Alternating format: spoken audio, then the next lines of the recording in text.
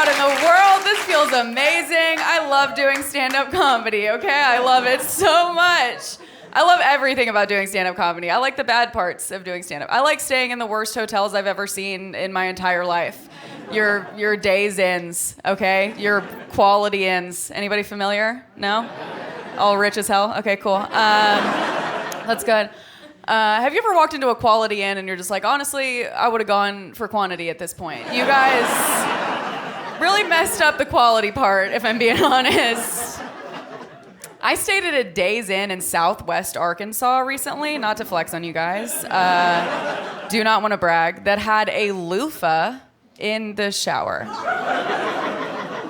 How do we feel about that? Would you use a Days Inn loofah? No. Okay, so I didn't think that I would either.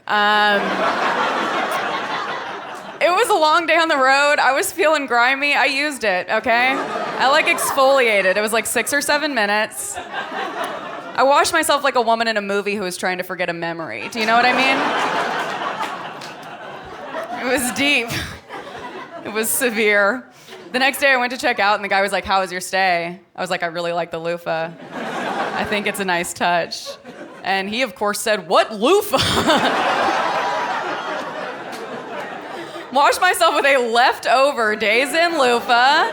Would love to think that it was left behind by the cleanest woman in the world. Her name's Margaret. She travels with one or something cool like that.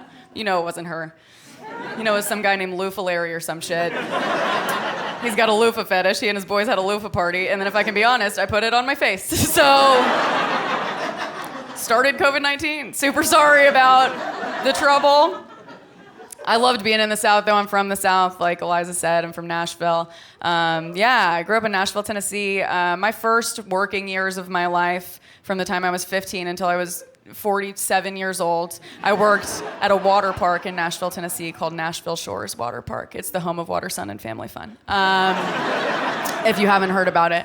I learned a lot of very important lessons from working at a water park. I do want to share some of them with you now. Okay, number one, there is no right or wrong response to being called a bitch by a guy who is both soaking wet and eating a corn dog, okay? That's not even a real person. Gloves are off, okay? You can say whatever you want to that guy. Number two, if you're ever checking bags at a water park and you find a big old bag of weed, you just get to have that now. That's just yours. There's no step two. Just get high, you know? Have a great summer. Hags, girl. Hags it up. Number three, and I think maybe most importantly, if you think that someone might be a little bit too fat to fit into an enclosed water slide, it is cool if you just let them figure that out on their own, okay? Do not call them out. They'll call you a bitch while they eat a corn dog. They do it every time. Literally every time. I will never forget the day at that job that my boss told me to be sure to confiscate any guns that I found.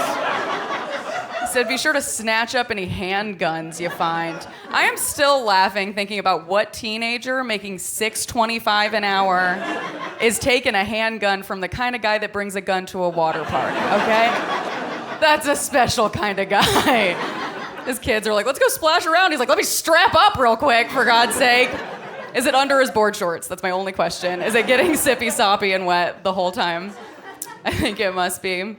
Can you imagine trying to take a gun from a water park guy and it going well? Just be like, sir, I'm gonna have to confiscate that. He's just like, oh my God. Egg on my face. I didn't read the rules. Of course. No, he's gonna shoot you, okay? I let every single gun in there. Some people had more than one. Were there shootings? Were there shootings? 100% there were. I take no responsibility for that. People are just like, this life jacket's heavy. I'm like, that's a bulletproof vest. Get to the banana boat. Shit's going down. They've taken the wave pool. Beware.